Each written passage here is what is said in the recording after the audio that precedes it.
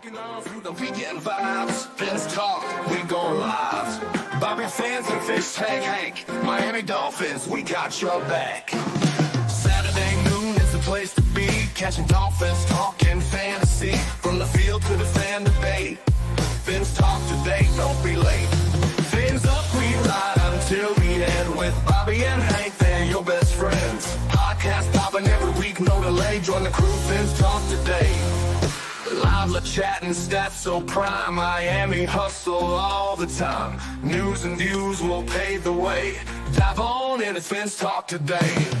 Pop plays and what went wrong. Breaking down each game so strong. Fans united, feel the beat. Fins talk, family can't be beat.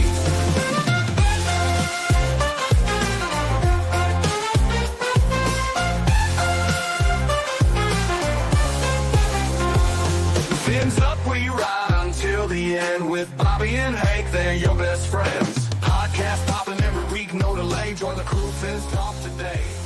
Fins up, we ride until the end with Bobby. Oh, hello and good evening, Miami, and welcome to another edition, a special Monday night edition of Fins Talk today here on FTSN. I'm Bobby Fins Talk, joined always by the one, the man, the myth, the legend, Fish Tank Hank. What's up? And what's up, Fish Tank? And of course, the guest of honor, the one and only Sammy from Fins TV. Sammy, what's up, my man? How you doing, Bobby? Like I told you before the show, I always want to do Bobby! Woo! Woo!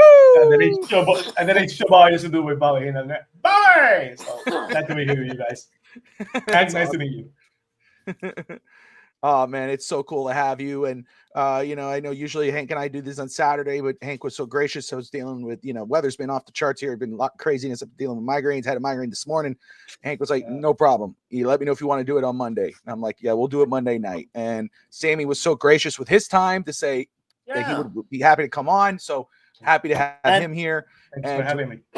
And I didn't know that Sammy knew who I was until this evening. And my apologies, Sammy, because I've run into so many people. I know. But it's fun. I'm not going to say it's not fun. I love it. I love sharing my fandom in my car with everybody. It winds up being a good time, Yeah, I had a chance to meet you in the Dolphins stadium before a game, and you were so gracious. You were so nice. And everybody take a picture of you. Everybody knows your car, so you're always nice.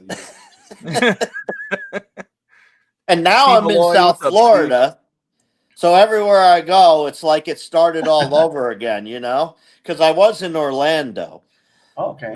And then I come down here, and wow, yeah, it really started kicking off a little bit more, and it's not even football season. That's right. Should be good to hear. Well, the excitement is there as we get closer to football season for Dolphin fans, NFL, all of the above. There's a lot of excitement that is seeping through. We know that because we covered the Dolphins. We've obviously diehard fans of the Dolphins. We know how this works as we get closer to the season. There's a lot to be excited about, but there's also, especially since we've been doing this for a while now, not just as fans, but covering the team like we do in our stratosphere, okay, as content creators. And I know sometimes that's a bad word in some views, but as content, we kind of realize how it is, where kind of reading between the tea leaves, where it's like, yeah, there's a lot to be excited about, but let's not forget there's other stuff there that we got to be a little concerned with, right? You know what I'm saying? So, but what I want to talk about today, because we're still waiting, there's not really much to talk about in regards of trade news. Jalen Ramsey's still a Dolphin. We thought that was going to be done post June 1st. It is post June 1st, 16 days later, 15 days later, still a Dolphin. Janu, who knows what's going on with that? But other than that, we're just waiting on that. But there's plenty to talk about in regards of culture, right? Mm-hmm. That's a big word now for Miami because, hey, Miami has had the number one offense before. Didn't mean anything. Didn't happen. It didn't help anything with a playoff win. The year after, it's like, well, let's run it back. Total collapse. One of the things we talked about, Hank, after the season, and Sammy, I'm sure you have as well, as, how everything kind of played out, where it was kind of obvious this team was not disciplined. With Tyreek Hill coming off the field before a game was over, and just all this extra stuff, and then Mike McDaniel bringing up before at the postseason press conference how, they were finding players who were late to meetings and things have to change. And, it kind of gave you a head scratch going, man, I know a lot of us said it, but now he's outright admitting it. And so this offseason, they've been pushing and really trying to promote this message that we're changing the culture. We're still going to keep Tyreek Hill. We're going to get rid of Jalen Ramsey. We're not going to pay Janu, but we're going to change the culture. We're going to take it serious now. Mike McDaniel's been pounding the table. And a certain veteran, a respected veteran, not just with the Miami Dolphins, but around the league, and Bradley Chubb comes out today and says, last year we were talking about the same thing, paraphrasing here, but that was a lie. And I'll go more deep into those comments. But before we get into those specific comments, Sammy, as the guest of honor, I give you the floor. When you start hearing this culture change as a formula to possibly shift Miami to not only get to the playoffs because we've been there, but to win a playoff game, can it be done? Well, before we look forward, we have to look back. A couple of years ago, Mike McDaniel arrived in Miami. He took the league by storm. Play calling, his personality, the media saying this is the new wave of coaching. Mike McDaniel is the new wave of coaching. He's a young coach who acknowledges their players, treats them.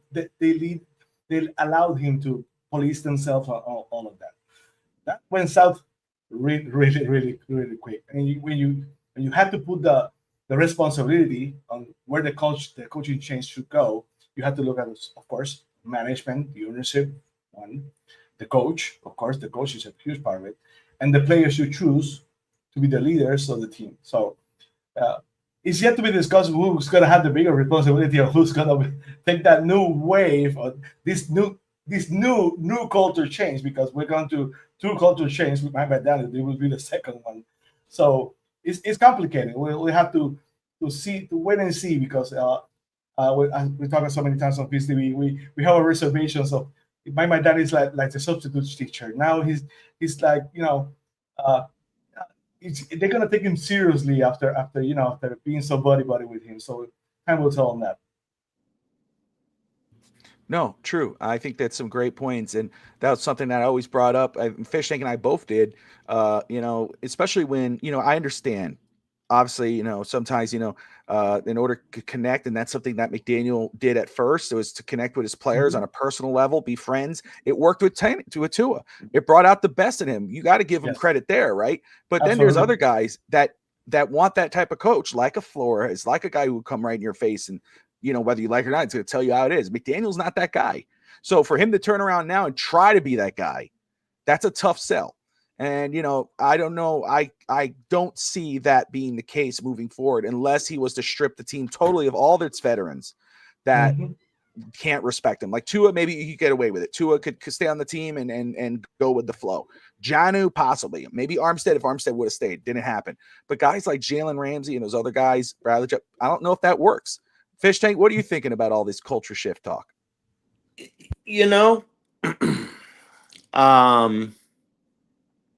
Like you said, Chubb, came straight out and said, we weren't taking this responsibility and taking it like we should be. They were taking it lightly. Are we talking about the culture shift? Well, yeah, we are. So that means something's happening, but there's multiple layers to this, and I know we're going to get into it. So I don't want to tell you too many goodies yet. But this is like a player-driven accountability style along with Mike McDaniel. And I think to some extent, unlike most leaders, Mike McDaniel was kind of forced into being everybody's buddy after Flores left, to be honest with you. I think he needed to change the mindset of that team and get them ready, And I think after Flores was leaving, that's exactly what they needed, was that shot in the arm to know how good they are, what they're capable of, and a coach that believes in all of them. And they got that. They got that. But they got somebody that just let the reins go of the horses rather than pulling them back a little bit. You know what I mean? And when they did that, the horses frickin' ran wild, and the carriage, tipped sideways, fell over, and everybody fell out. And and what I'm referring to is, like you said, Tyreek Hill. He fell out at the end of the season. Not cool. So, but yeah, there's a lot of different things that are happening. And like you said, Mike McDaniel's stricter leadership approach. Wow. Well, that's like saying, let's let all the crazy people out of the asylum. Okay? Now let's put them all back in and control them while they're outside. It's not going to happen.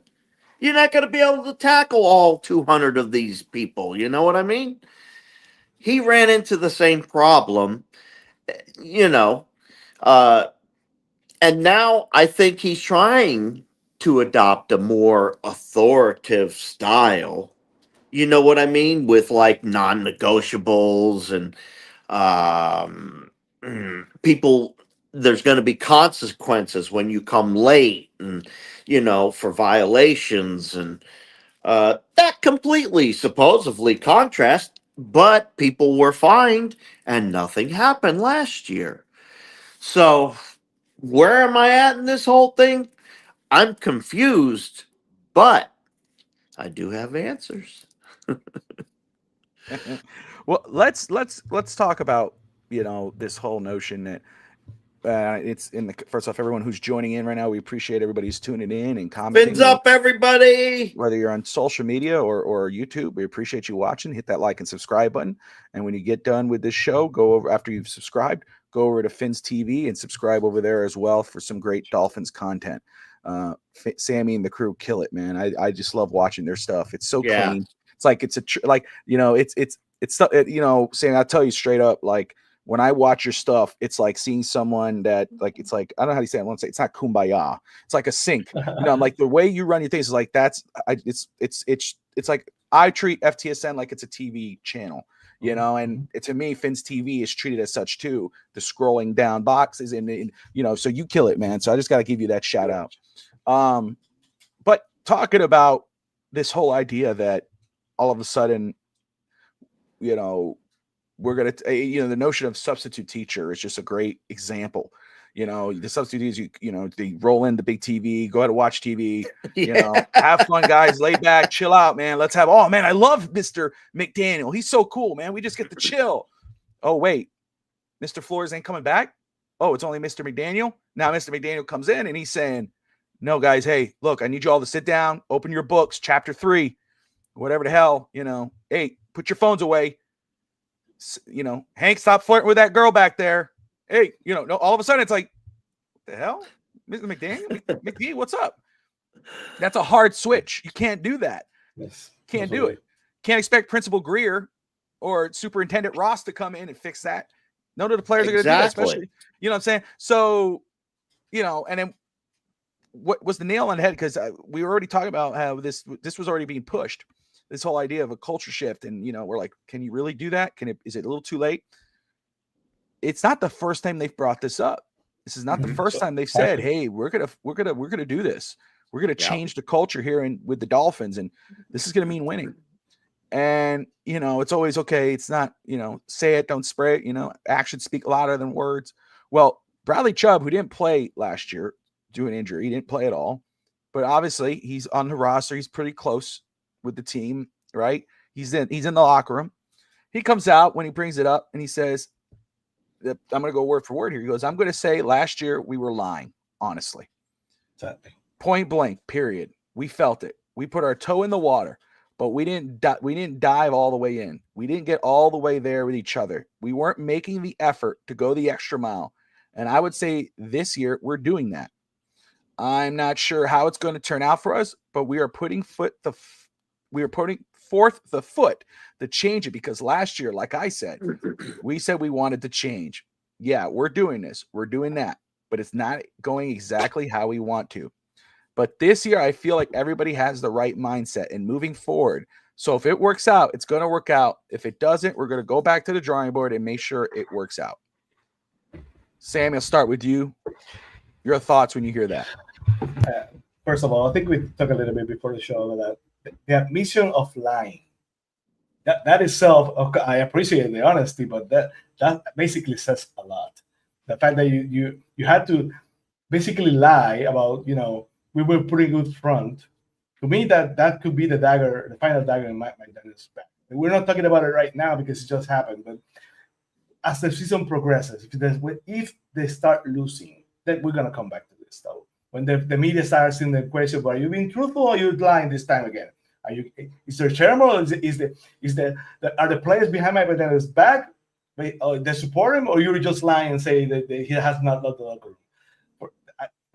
That's another hard test for Mike McDaniel to overcome. I usually say a lot that Mike McDaniel is betrayed so many times. He's been betrayed by Tyreek Hill. Like he took advantage of his all the confidence he put on Tyreek Hill. He knew Jalen Ramsey was someone who had like to do things by whatever he wanted to do. If he was late, just let him be late. Doesn't matter.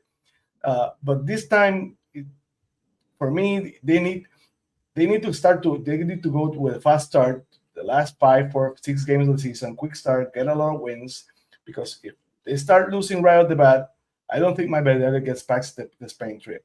I always said that I believe Mike McDaniel and Chris Greer will survive this season, but after today, that it might be too much. We kind of have to come back during the season and maybe look at this as the turning point where they said when he admitted that they were lying, they said they were buying in, but they were not. That they like each other, but they didn't. That's a hard pill to swallow right now for me. Okay. Damn. Hey, it's true. I get it. And Fish Tank, go ahead and follow up on that, my man. Your thoughts. You hear Bradley Chubb, who is a respected veteran in the NFL with the Miami Dolphins. Scotty, great to see you in there. Raphael, great to see you as well. Scotty says if Chubb is being legit, he needs to corner Tyreek Hill and get him in line. Fish Tank, your thoughts on what Bradley Chubb said? Let's take a look at, because we're here trying to talk about the culture change, right? So let's talk about it. My comments on Bradley Chubb is every single player, every now and then makes comments that are personal. Yes. And you know what? Maybe he felt like after the season was over that they were lying to themselves. And that could be what he's, referencing.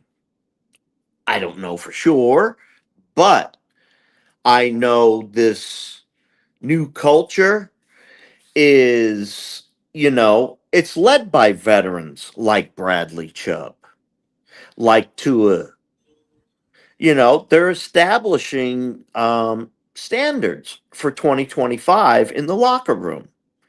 Simple things like be on time, don't have lapses. This shifts a lot of move from the tardiness and, lack of commitment last year. Now, Chubb has emphasized that we need to go and commit to the extra mile. So when I look at that, and Tua's trying to enforce the code of conduct for everybody being, he's the quarterback. He's got to do that. We all know that. He has to be the guy that's setting everybody straight and letting them know how to toe the line. Now, as far as the 2024 culture as a lie, I think those things I just told you about, it could have been a personal critique of themselves, in my opinion. And that might have been what he was speaking about. Not so much we're lying to you, the public. You know what I mean? We weren't lying to you, everybody that's the public. No. They only respond to each other on the field. They only take the time for one another off the field. So it's not by coincidence, is my point, Bobby. You know? No, fair point. Scotty says Hill and Ramsey were locker room issues. No one held them in check. We need leaders who won't let that happen again. I honestly, so my follow-up question to Scotty's comment, and I in those, Raphael says trade Bradley Chubb. Here's the question: if Miami trades Hill and Ramsey, let's say some, well, obviously that's a tall ask, especially with their contracts. We know Ramsey's most likely out the door, but okay, let's say Miami got rid of both of them. Does the culture change? Does everything get better? Because the truth is, Taron Armstead was a pretty damn good leader on this team. Calais Campbell last year was a pretty damn good leader on this football team. Those are real deal guys. Armstead went to Hill, and he was a leader. He went to Hill and said, dude, you can't do that. You can't quit on your team. You can't voice those things. And where's Taron Armstead now? He's gone. Calais Campbell, where did he go? He went to Arizona. So we had real leaders on this team. And what did that do? Nothing. It starts and ends. Now, let me just say it, preface this. We know with the GM, we understand the players, the contracts, the draft pick. We know where his responsibilities lie. Okay? With Chris Grier. But when it comes to something like this, it starts and ends with the coach. In my opinion, because we had those veteran leaders. They're gone now. So now you're relying on Tua Tagovailoa, Tyreek Hill, Zach Sealer. Who else can we throw in there? Who else? Maybe Jordan Brooks. He's a dog. He likes Jordan Brooks. Yeah, and he was one who came out and said the Dolphins were soft. He said that last year. We play soft. And there were people on here and who were like that. When I said they play soft, people were pissed that I said that. And then we had our own player called. And again, that was a knock on McDaniel. Your own players coming out and saying, hey, you're soft. Your own players coming out right now and saying that's a lie. We weren't into that. We didn't go with that flow about changing the culture. We said it, but actions speak louder than words. Go ahead, Sammy. You were following up. And you're 100% correct on that. Every single of the last couple of seasons, it happens what I call the snowball effect. And that's basically 100% of my data. There's a turn point in the game when someone gets hurt, here comes the turnover, and the Dolphins start the snowball effect. Something little, something small turns into a huge momentum shift that basically loses that huge game for the Dolphins. It happens to the Chiefs. It happens so many other times with the Bills. It happened that last game of the season for the AFC Championship. The return punt, touchdown, and you can see the snowball effect. They're probably sometimes not enough mentally tough. And the leadership should come from the coach, that you trust the coach to make the right decisions, to stir the ship back into winning the game. And that doesn't happen with Mike Daniel. The challenges that usually stop the momentum because he calls a challenge that you're not going to win. The timeouts so early in the game at the worst moments. A lot of it is Mike McDaniel. He needs.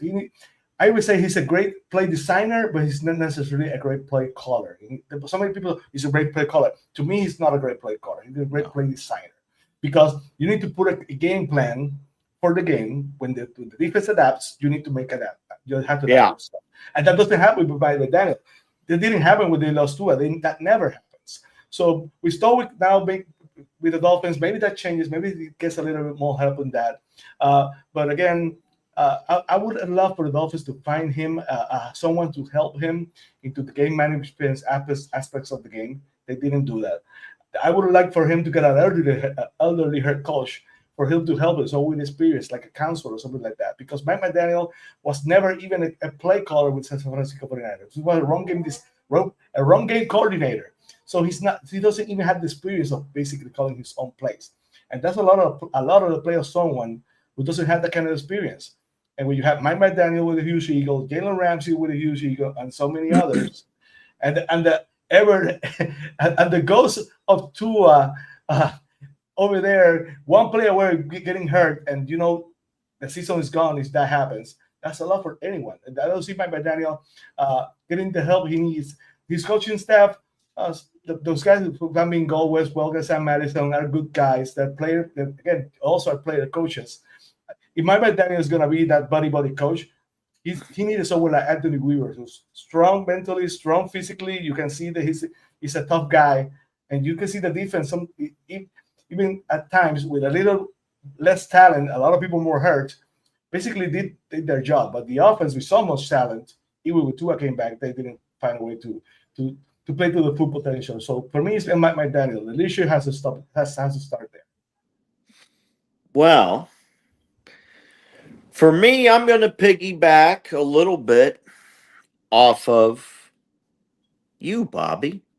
Because you were talking about how, we're changing the culture and all that. And that kind of comes, like you said, we got rid of Calais Campbell, potentially Jalen Ramsey, of course. But, however, we have been adding players like Kenneth Grant, Jonas Sava, however you say his name, and Meliphone Wu. I don't know how to say his name. I can't even say his first name. Ifeanyi. And Jordan Davis. Now, you have all these guys and their work ethic and team first mentality is off the charts. That's who we brought into our locker rooms. Now, I know you both know every player I just mentioned there, and we know that Jonah and Kenneth Grant, those boys don't play around. And I think they're going to be a big part of that culture change that we're talking about, And if they walk in there as, young men trying to get their foothold, you know, I think they're going to do a good job for us as young leaders for the rest of the young players that are coming in. You know, but all these off-season moves has been, if we're talking about the culture, if you look, what did we get? Linemen. We got mean, big dudes, tough in the trenches. I mean, you can't get a clear indicator that they want to change the culture in Miami. I mean, they made their whole draft go towards it. So I would definitely say, we're starting to prioritize, mental resilience through coaching, film study, Discipline. different scenarios. So it just goes on and on. But I think these young players, when they come in, not only are they going to show they have something to prove, especially the ones we got early, they're gonna show what it takes to work hard. And I think there's going to be a lot of people that were just from last year or this year, young players that are going to jump right in line and follow. Because this team does not want to be second anymore. And neither do the players that are coming on board. So, and I'll just say too, Scotty says, play the young, hungry guys, got to start playing youth. Raphael says, painted shit is still shit, but a different color. Great. I like it. That's one thing I will say. And all points are fair. And I'm reading the comments, and I had to I had to jump out for a second because my thing was acting really slow, and I had to just see it work. So I'm better now. So, I have some bad weather issues going on outside, so that's probably what was going on. But Scotty says, I will go even further. Ramsey and Hill both should not be on this team anymore. They should be traded. I understand Hill's talent, but since the last game, I'm done with him. I get it. It's going to be tough to do that right now. I understand Miami's logic outside of that, hey, we got to keep some of these guys here. They're going to say, oh, we're not rebuilding. We're not retooling.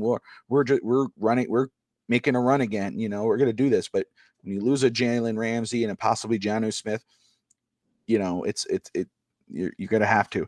That's one thing any fans excited about the start of a new season. We have things we're concerned with. There's things that we're frustrated with that, even though we know that this could bite us in the ass, we're still excited because we want the team to win. But we're realistic as well. The fact that, hey man, this culture thing, and the quarterback gets hurt and our coach and Sammy, you bring it. It's great. Play designer. Absolutely. I'm with you. Very good play designer. He showed that. Play caller, absolutely not. Let's end that fairy tale right now. He's not. He's shown that. That's enough. I will tell you what I'm legitimately excited for this team going into next year. The youth. I am. Yeah. I'm excited about these young players. Hell yeah. It's if like my son and I, we did a recording earlier today that I may release, that because he wants to do a show, Sammy and Fish Tank.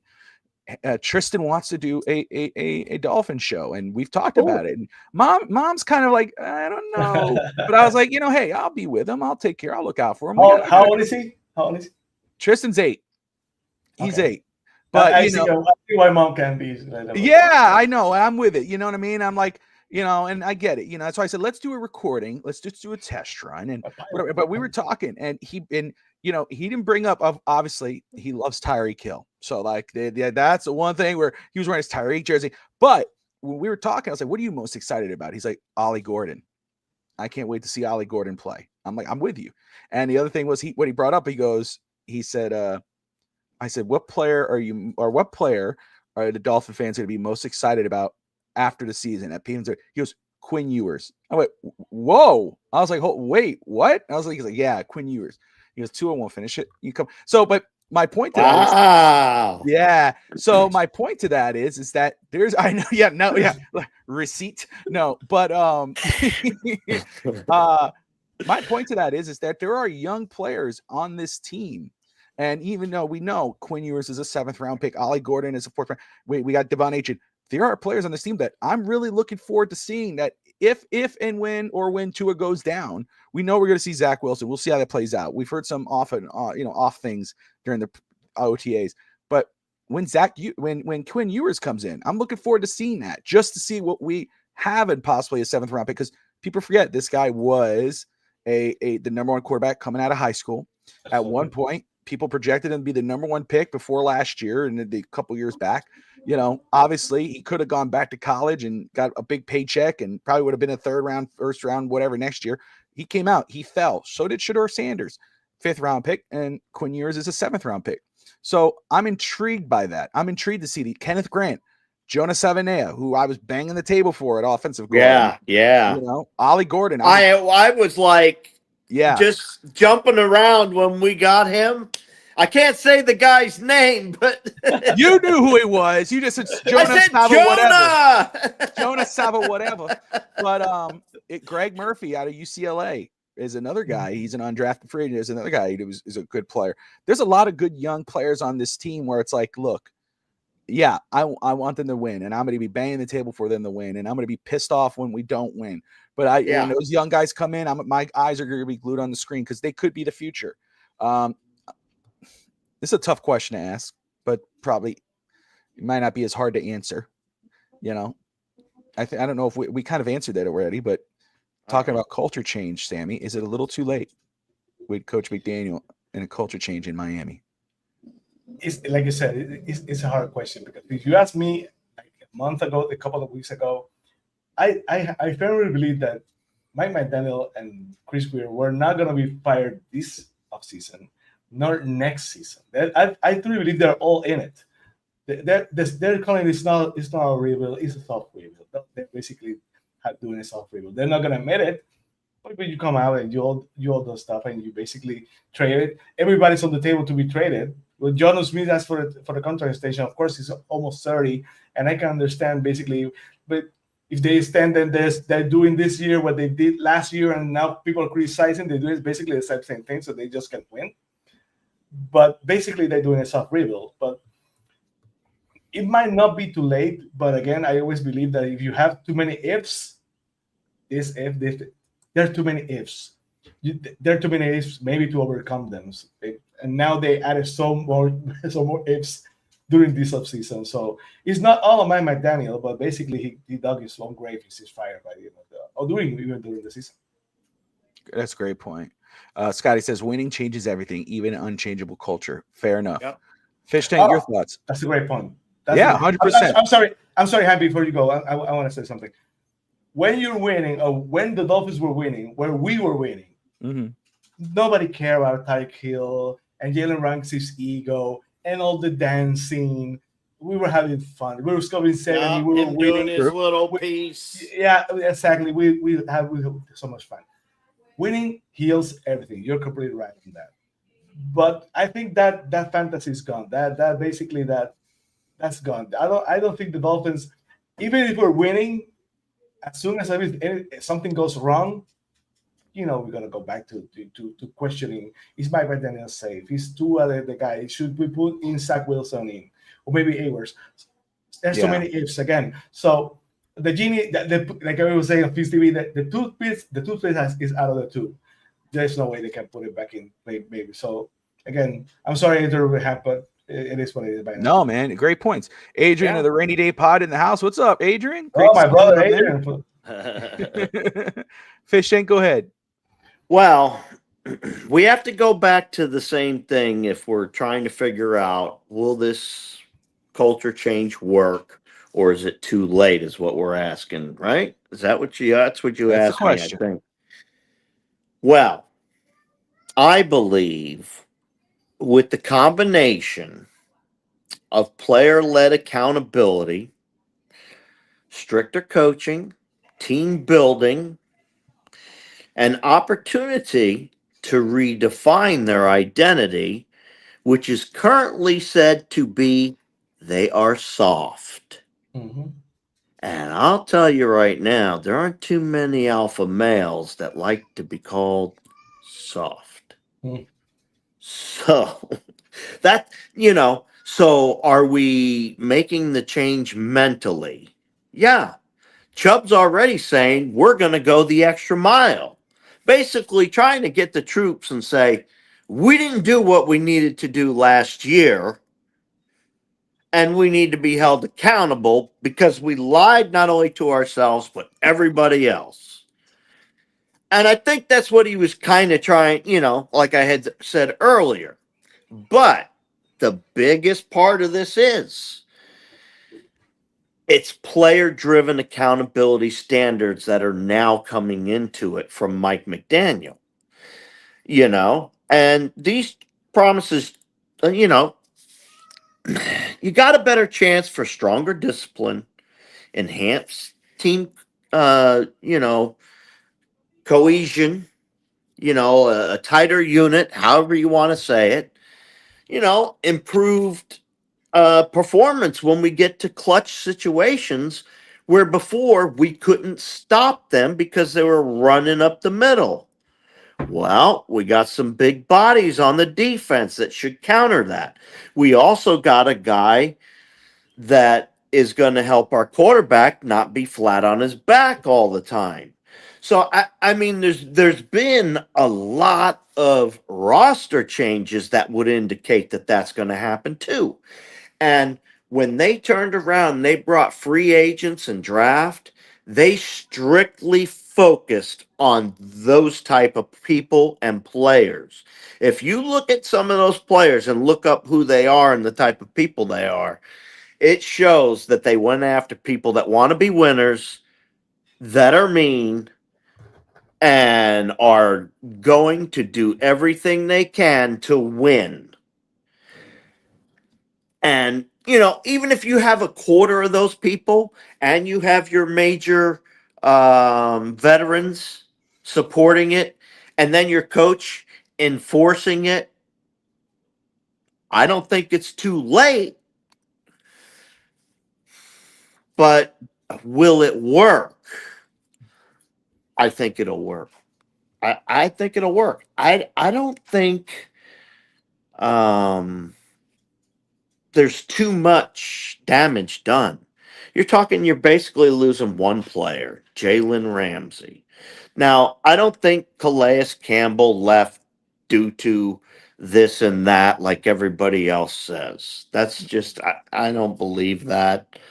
I don't care, you know. Um, he wanted to go where he wanted to go because he's at the end of his career. He wants to be comfortable where he wants to be. It had nothing to do with all of that, you know. And I think we have brought in a lot of tougher rookies that are going to make a difference. Really, I do. I truly believe it. So, for great points, Fish Tank. Steve Malloy, let me get through some comments here. Steve says, Steve, host of Real Talks Fins Talk here on FTSN and Aging and Strong too, that ends up on Sundays. If for those, anybody really, not just older gentlemen and ladies, but for everyone, on Aging and Strong, Steve now does strength and conditioning, and I'm really looking forward to seeing more of that. He had episode 1 on the weekend. I watched it and I learned a lot. It was really enjoyable. He really knows how to put a lot of information into very quickly. So it was. And he speaks so eloquently. You know what I mean? Like Yes. you catch on real quick. Yeah, and I'm so excited when he told me. He goes, "Hey, what do you think FTSN Extra we did?" I was like, "Yeah, I love that. That's extra. That's awesome." So and it was great. The first episode was great, and he'll do some workouts, and we've talked about some interviews and that he may bring on, and so. Shout out to Steve Malloy. He says big does not mean physicality. Fair enough. The Wayne D experience. If the trenches are strong, that will help Tua, who's already got rid of the ball quickly, but mainly help the run game, as well as the trenches on the D-line will help the secondary after we sign a vet. The secondary. Exactly. And Adrian of the Rainy Day Pod, who's part of the Fins TV channel there, is a regular co-host, but also co-host of the Florida Cats and Dirty Rats podcast on FTSN with 305 Sports now. So the pulling double, triple duty. We got to get him in here too. But he says it's hard to keep a culture when you lose 4 to 5 of your best players to injury every year. Fair points. Well, let me go ahead. Go back to something that you had kind of asked and talked about also, and that's winning. We talked about winning because obviously winning solves everything. So if we come out the gate and show resilience and, win some games, the momentum of that could be critical. That could be critical on whether or not this team locks onto that culture. In other words, we lose 2 out of 4, 3 out of 4. I don't know. That's what the players are going to start saying. I don't know. We have to start off winning the season in order for them to believe the change has taken place and to believe that they're good enough to make it happen. But it starts with winning. There you go. Yeah, no, absolutely. And it's also true too, how you respond to a loss, something that Sammy, you brought up a little bit earlier. We know when that first loss happens and maybe, or the next couple consecutive losses, that those conversations are going to start coming up. People are going to start putting a magnifying glass to the Dolphins and going, that play call, that timeout, why did Tyreek slow down on that route? Why was he not on this in this play? Why was he on the sidelines? Why did Tua not throw it away? Why did Tua not slide? There's those extra things that, and then that's what's going to start tearing down that team. And that's when culture and mental toughness comes in. And that's what Miami has lacked. Yes. It's something that's where it's like, okay. And that's my thing. Like, Hank, all great points that you were bringing up before, right? One of the key points that you brought up that's a tough sell right now for me is stricter coaching. Yeah. A stricter coach. Yeah. That's tough for me to buy. You know, He, Hank, he let me ask all you. he did was slide it over to the veterans and have them police themselves. That's Fair Mhm. all enough. he did. My He thing is actually removed himself. himself. Exactly. Exactly. And again, that might work. That to me, that works only if, like, if Miami was to get rid of Jalen Ramsey, which will eventually happen, and a Tyreek Hill, if that was to happen, you get rid of him, then you could tell those guys, you know, hey, Tua and Jalen, whoever, you know, Zach Sealer, Jaden Jordan Brooks. Hey guys, I'm gonna need you to be an arm of myself to kind of you know, put down these new rules, show up on time, hold these guys accountable, get in their faces, and let's do this together. Let's build this. Yeah. That could happen. But because Tyreek is still there, I can't see nobody getting in Tyreek's face and Tyreek actually giving a damn. I don't see it. There's not one person on that roster that I think he would, because I you know, it's don't just know. let me ask you, Fish Tank. I don't think Bradley You Chubb would sit there and listen to Tyreek spout off to him. He may not listen to it, but that No. question is not Bradley Chubb, but it's Tyreek Hill. Will he listen? Will he sit there and let somebody who can't stay on the field, or somebody might that's inferior to him, or you know, he quit on a team. He quit on 52 other guys Yeah. on game day. He He quit on walked them. away. He walked away. When He Waddle called, "Are you out here?" Yeah. Done, and he walked away. You deal with it. Yep. He did- exactly. He that already happened. But No one can talk to him because that already happened. He But walked that's away. my from point. That is what I, Adrian I says, totally and I do. understand, and I know why you guys would feel that way. But let me flip the coin for you, okay? Have you ever seen Tyreek Hill not put in effort other than that time? I mean, the stuff he does in the off season, the stuff he does to help other players. I mean, the list goes on and on. He's always supporting people for the most part. Yeah, he said some stupid crap along the way. Everybody does when you're frustrated. And that's what he was that day. He was sick and tired of the entire damn season being twisted up and thrown away, and it was either people running all over us on defense or us just getting pushed around on offense.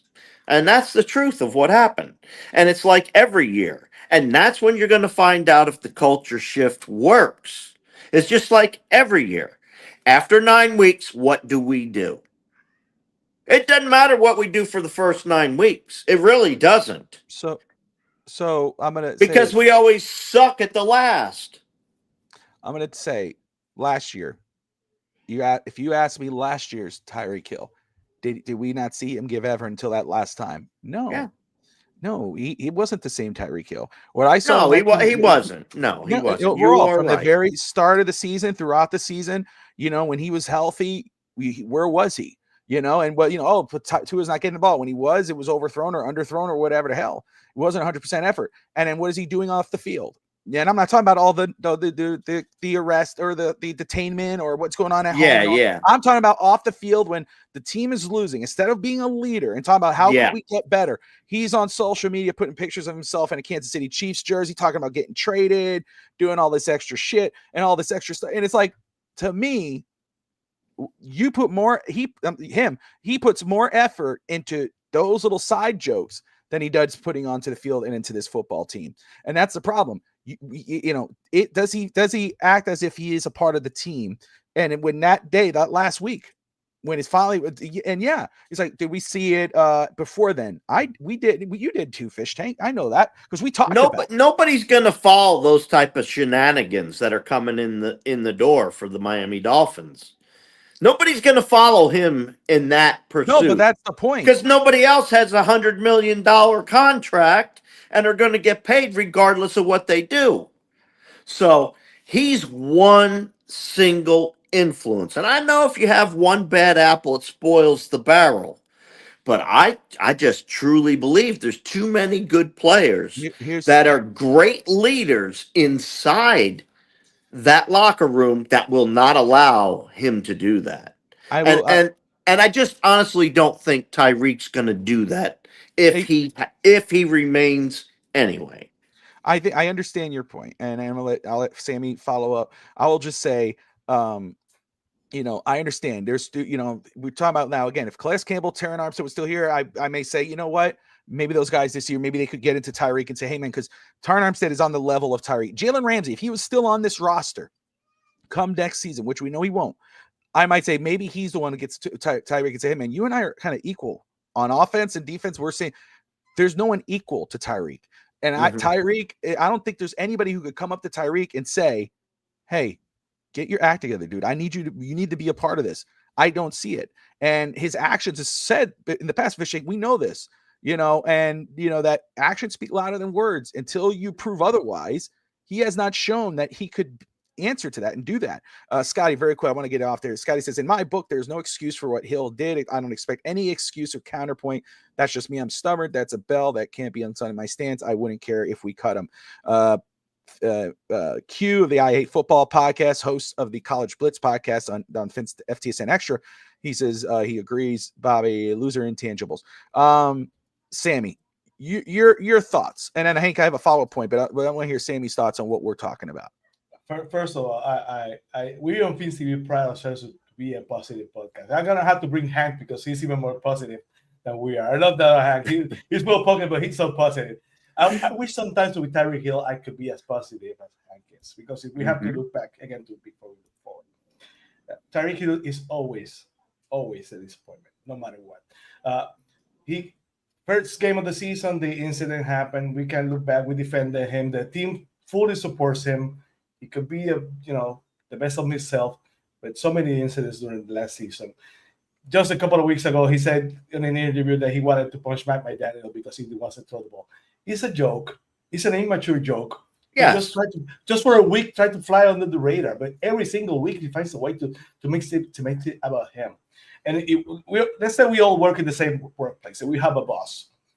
At least we can say, I'm going to do my job. I'm going to do it well. I'm gonna come to work every single day. I'm gonna be the best of myself. If I have a coworker that's always late, who's always fooling around, he's doing something wrong, and then the boss look at me and say, "Why are you not looking at him?" There's no way I can focus to be the best I can be with my partner, the one that we're gonna war with. He's always making it about him. He takes out heads about. He takes himself off the game. So many incidents, so many things he did in just one season. Not to mention the stuff with his wife, because that's personal, that's family. We all go be in those kind of situations that we could have done something different. We're not going to get into that, of course. But again, it's always about him. He says he's hurt. Instead of going home, he goes to his store to make TikToks. Why? Why always has to be about you? Just once. If you when the whole team was behind him in the pursuit of the 2,000-yard season, the season went to crap because we were so concentrated on making him Tyreek Hill getting 2,000 yards that the season went to crap, and it happened. The team has supported him every single year, every single time. They even gave him an extension he didn't need it. And how did he reward the team? So I admire your positivity, Hank. I get it.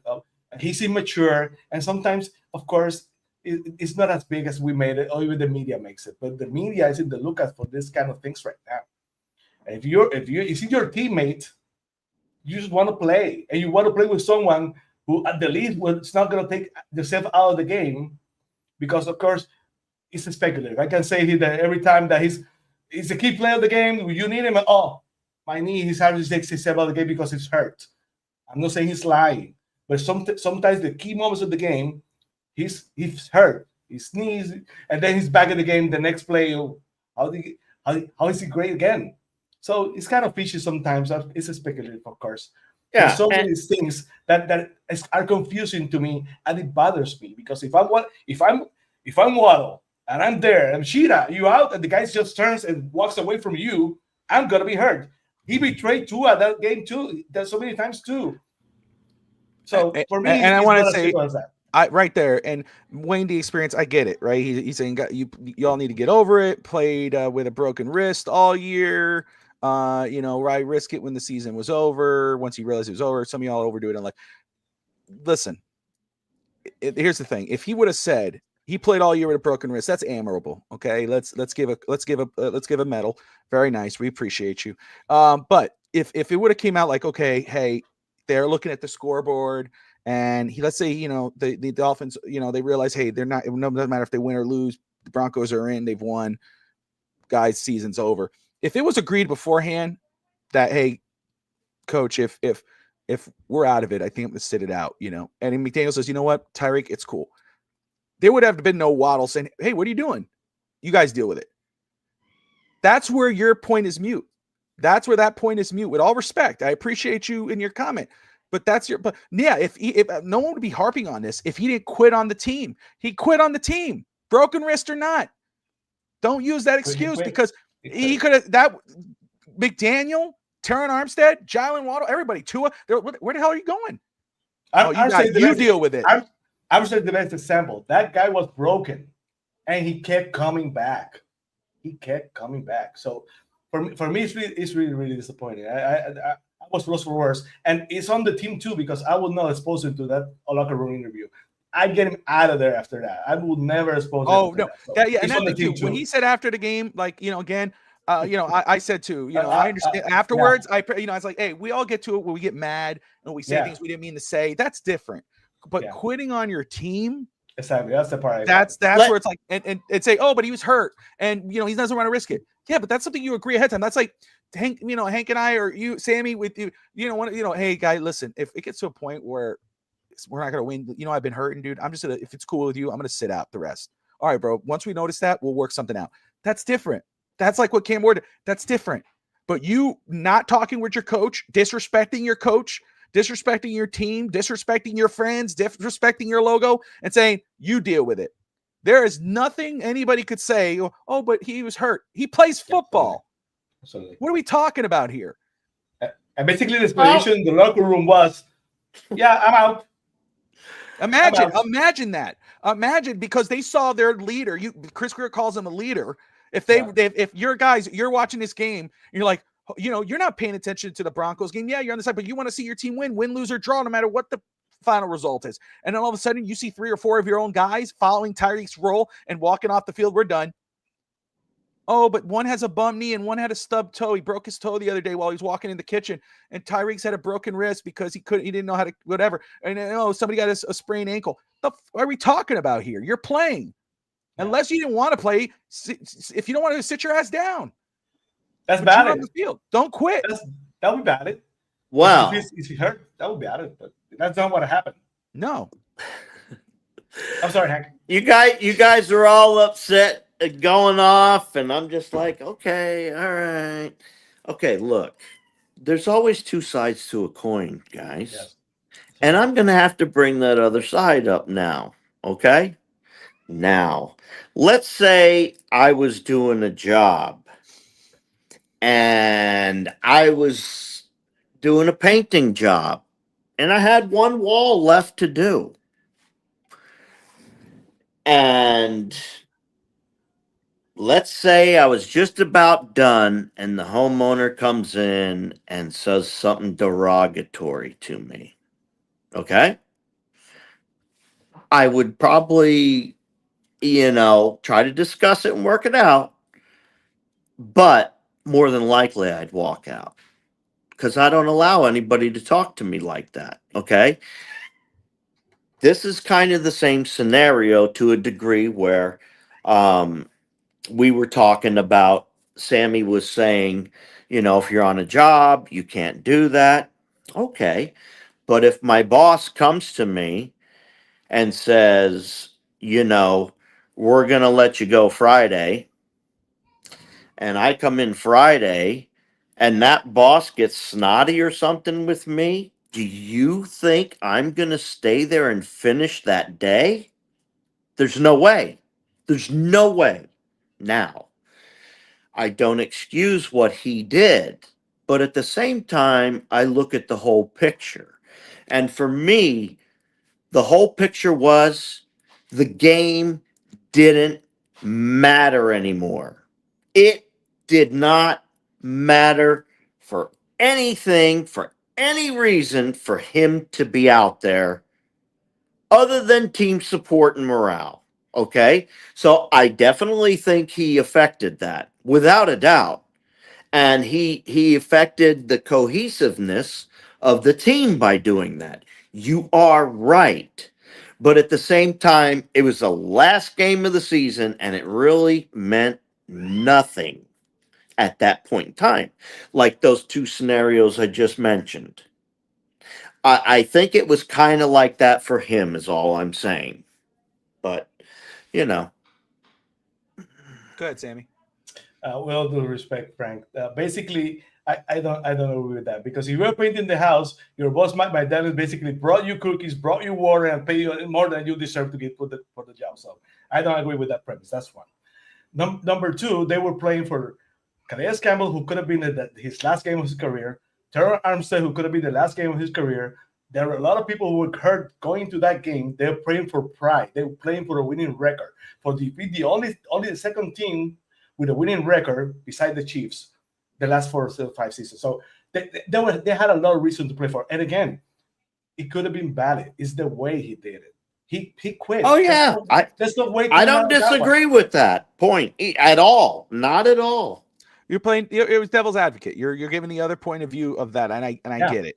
I will say it too. I you know, to me, and Steve took the words right out of my mouth via messenger on there. You know, if a true leader goes down with the ship, that's what I'm saying. That's how. Especially if you said, especially if you went with the intention of playing. You have like Teron Armstead, as broken and battered as he was, Calais Campbell, we know what his thing is. Tua, they all know that, hey, the season's done. But what if all of those guys walked off the field at the same time and they said, we're done. That's it. Forget it. Let's throw in the top. We're watching And you TV send in the second string. Yeah, but what does that say about your guys? That says that a big majority of them would be finding jobs elsewhere. Let me just say this.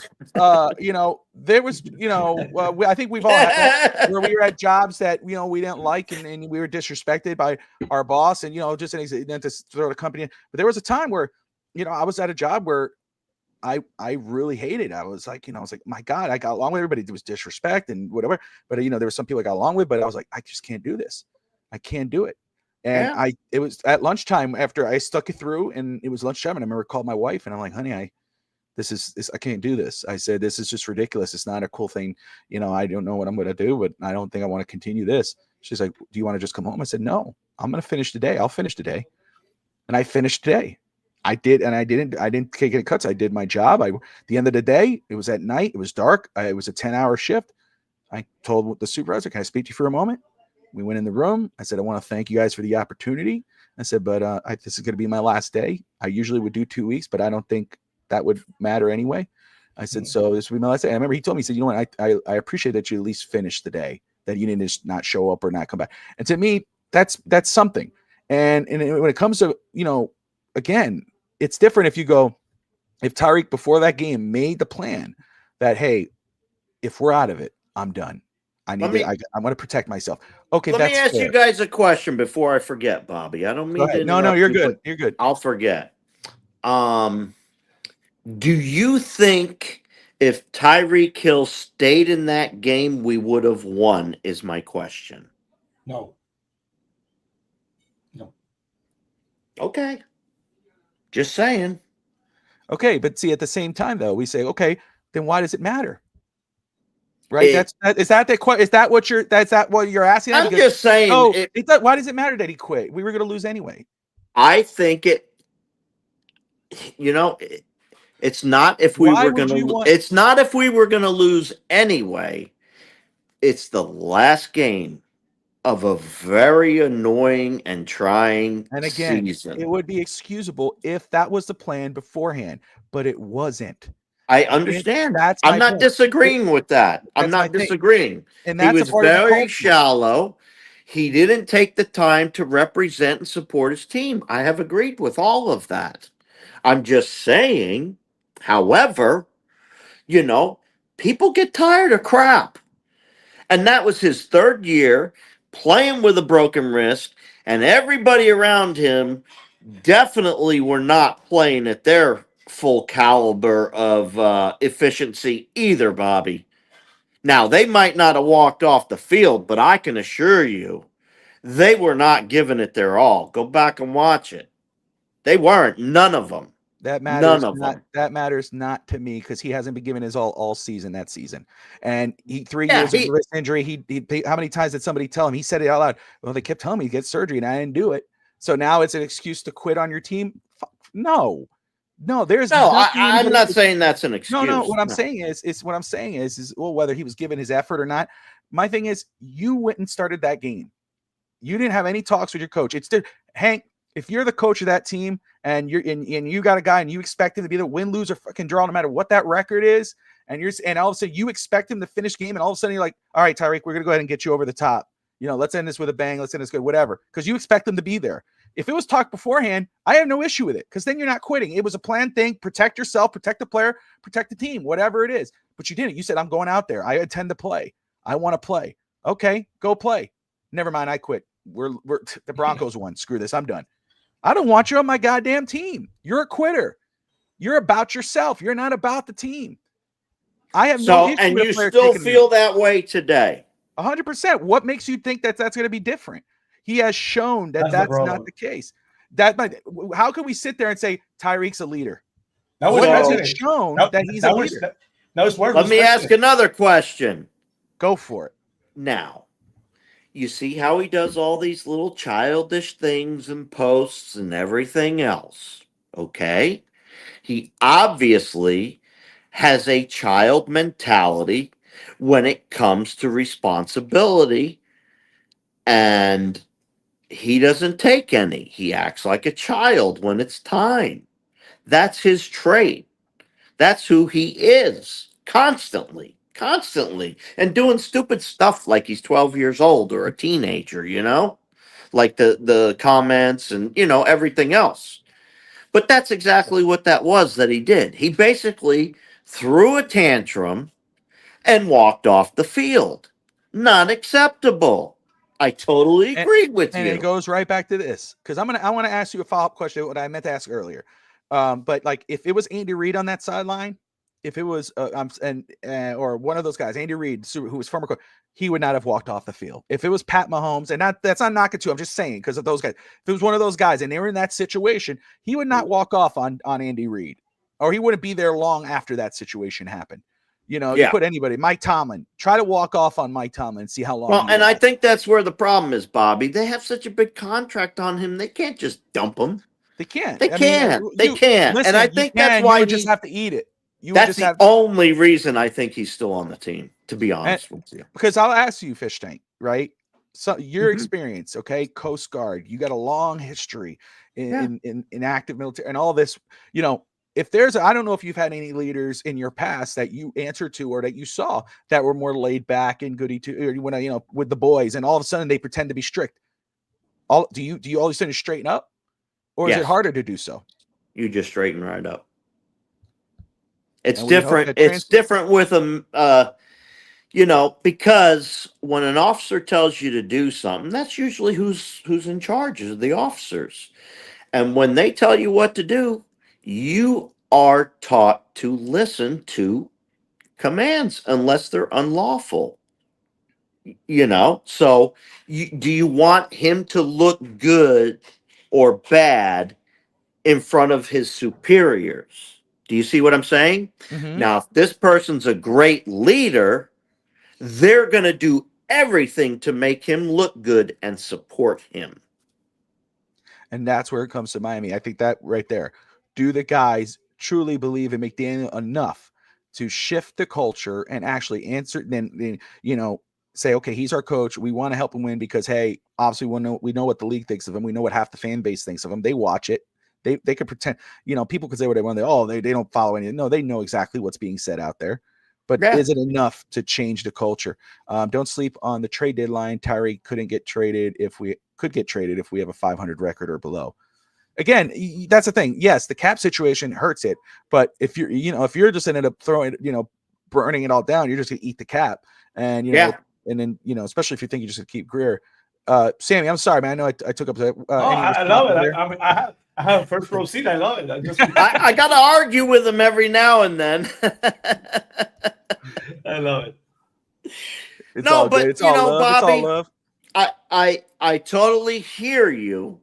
I'm just saying, I don't think Tyreek has enough sway for the rest of the people to not fall in line. I think everybody's picking up on what Chubb was saying, on what Tua's saying, on what Sealer's saying, on what McDaniel's saying.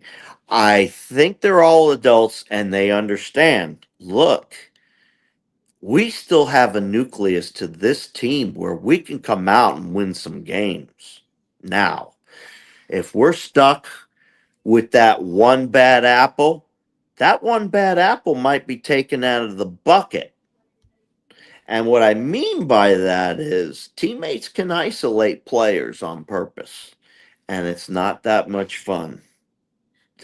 And I don't think that Tyreek would be willing to go through that.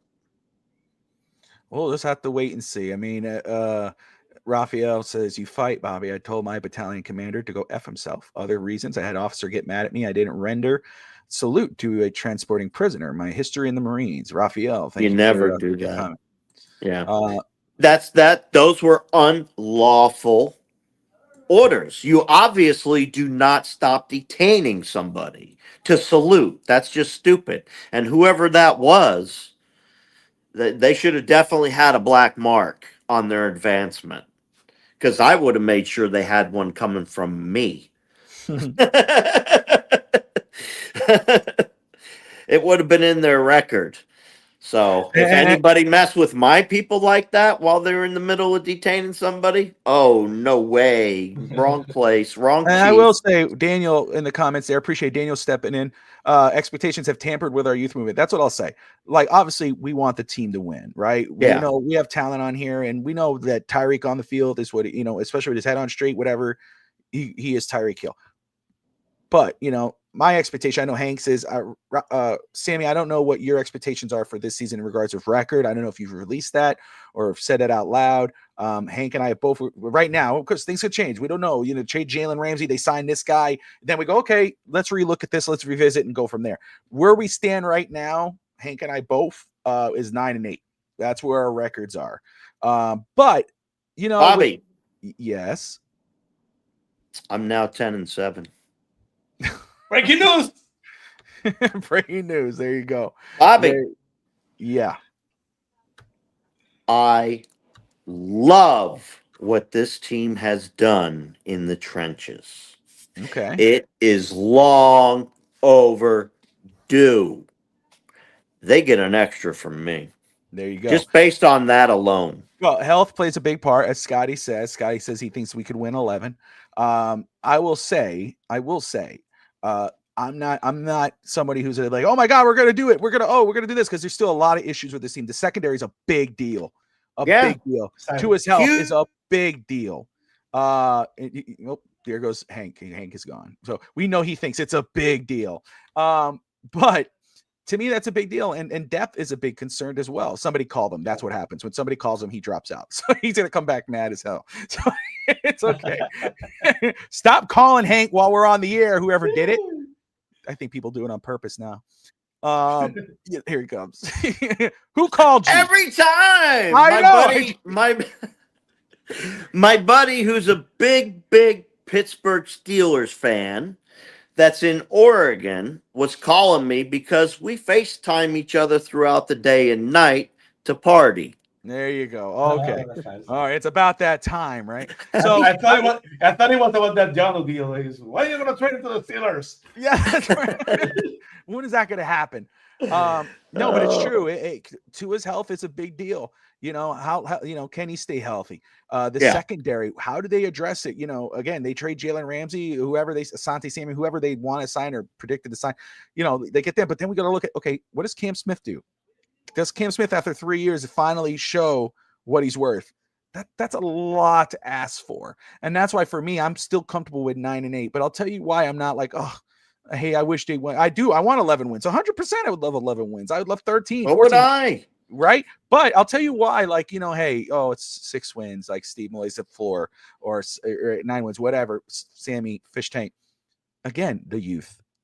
because that would mean, hey, we get to see some of these younger guys go out there and play. And then we know what we got to work on in the draft. Like, I'm excited to see those guys.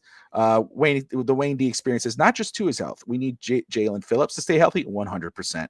Chip Bradley Chubb to stay healthy. The O-line, yes. Yeah, that's the thing. The O-line up front it doesn't look as bad as it did. We don't know what Patrick Paul's going to do. That's still a question mark, right? Yeah. But, again, if you're looking, okay, Patrick Paul, James Daniels, Aaron Brewer, Jonas Sevenea, Austin Jackson, not bad. Not bad. But one of those or two of those guys go down. Now we got Eichenberg starting. We got some undrafted free agents starting. Now we're back to peg one. You know what I mean? So there's a lot of if and buts for me. So, but Sammy, let me ask you, what's your and forgive me if you haven't yet, it's fine. Don't have to, sir. But what is your expectations? That's easy to answer because we can say that as of today. Oh, yes, it could be that's true. That's what I mean. Absolutely. As of today. Bring me back before the season, though, so we can go over this again. There you go. As of today, again, like I said before, you're as good as the one thing, how many ifs you have. And we have a lot of ifs. 100%. And that's the biggest weakness. And that secondary, boy, the safeties are huge questions. The corners, not only the starters, the depth is critical. So when you are in the AFC with so many teams, if we were in the NFC where you have so many dome teams, you could probably bite through it. But again, the Dolphins, not too many cold weather games as other years, but still a lot of outside weather games. So Tua, of course, is the number one question. If Tua plays the whole 17 games, the Dolphins have the ceiling is higher. Let me put it this way. The Dolphins can even win 10 games. If he's hurt, then that basically goes the season, because if we're another season with Tua, another concussion, missing so many games, I don't think he will come back. I completely agree on that point. Not even 5 games. That basically that would be it. I don't think he will survive it. For a second consecutive season, losing 5 or 6 games for concussion, that would be it for Tua. He'd be done. And then it is what it is. And I love the kid. I'm a Tua boss no matter what kind of guy. I always said it, but it is what it is. He's a great person. He's a great kid. His accuracy is so great. I'm not gonna stay here and say if we have pick Burrow, we put a pick Herbert, because Herbert is still a puzzle to be made of. He still has so many questions. He gets hurt. Burrow again. It's even more injured than Tua sometimes. So, but I digress. Running backs. If Ollie Gordon is a physical back, we can think he can be. The Dolphins will be a quarterback and running back. Wide receivers again. Tyreek, huge shapes. Waddle hasn't reached his full potential. I love Waddle, but again, if we're picking Jamar Chase instead of trading down, who knows who we'll be right now. Tyrants is Jonas traded. Then we have the worst tight end core in the NFL by far. The offensive line is one play away from Liam Eichenberg again as a starter. Just one play away. No, just one play. One guard gets hurt, and the season's over. On that regard, we have Eichenberg back. The most hated man in Dolphin Fin Station, Liam Eichenberg back starting. Teron Armstead played hurt, but he was always there. We don't know where we have a left tackle. Austin Jackson, when he went down last season, the complete offense changed. The running game went to crap. But again, I'm not sure Austin Jackson can stay healthy the whole season. So the offense had way too many questions. Grant, great rookie, but we had Christian Wilkins, and that didn't get you anywhere. And I love Christian Wilkins, and I'm not sure by now Grant is even an upgrade over Wilkins. That remains to be seen. I like the linebacking core more than any other year in recent memory, and like I said, the secondary is it could be a Achilles heel that we can't recover. So the ceiling with Tua playing all 17 games could be 10-7, but we could be put a bumpy ride if everything goes wrong, and for recent years we know that everything that could have gone wrong went wrong. So win 6 games could be. I have the offer right now winning 8 game. I'm trying to be positive because that's what I do. So I have it at 8 and 9, but we missed it. I hear you. I think in all fair points, Scotty. I love Scotty saying the secondary is the Riddler, full of question marks. I love that. And Go ahead. for me, when we David put all those David Furonos of the oppositions, because when we put all those guys, those new guys, and our players coming back that were injured on that defensive line, I think we're going to be helping those guys, whoever it is that's back there, a little more than we have in the past. Yeah, that's and if that's true, it could offset a little, but come on, we know who our secondary is. Come on, guys. We all know it used to be the trenches. Now it's our secondary. That's right. Adrian says 0-17. Every win going to feel like the Super Bowl. That's the best thought process. Hey, we're going to lose every game. We win. It's whoa, we won one. I didn't expect that. Put Camarillo in. The Wayne D experience. If the safeties stay healthy, there are actually some dogs. It's the cornerback spot. Yes, fair enough. Daniel says, I assume Ramsey and Jonnu Smith will be traded. I see them going 7 and 10. We are depending on a lot of kids. Steve says I'm trying to stay positive too, Sammy. So fair enough. But man, we're at the hour and 20. It's been a fun show. Again, Sammy, I can't thank you enough for taking the time out of your busy schedule to come on with us, man. Any final thoughts, brother? What do you got going on Fins TV? Well, again, I always say I admire so many of you that can make a show, even 2, even 3 shows a week during the off season. I just can't. So I admire you all. So we're basically on hiatus until the training camp starts on Fins TV. But we're gonna have a Fins TV, but it's gonna be called Fins TV Spotlight. We're gonna feature those fans who make the difference. So with their charities, with the work in the community, who are super fans. You're gonna be featured, but we already talked with you. I want to be featured in the 5 first shows. So it's gonna be something different, like we never seen before on Fin Stage. We're gonna expect so many. There's so many fans that do so many great things, and they deserve to be recognized. So we're gonna have some interviews with them to recognize what they do in the community. That's gonna be the Fins TV Spotlight. And again, the Fins TV crew is going to be back for training camp at the end of July. There you go. Fish Tank, any final thoughts before we wrap this one up? I know you're going to party now. Yeah. First and foremost, as always, I want to thank everybody for coming out and making this possible and having fun with us. I love talking to you folks. It's great. Bobby has to read everything to me half the time because I can't see your comments is the issue. And I want to thank Sammy, give a special thank you to Sammy for making our night. That was a lot of fun bringing somebody else in and getting another perspective on what's going on. But I do want to tell Bobby that things are going to change. The culture's going to change. I really believe it. That's what we're talking about tonight. From your lips to God's ears, brother. I truly believe there's going to be change, fellas. And if we see wins in the first 4 weeks, I think you'll have your culture change. If not, there you go.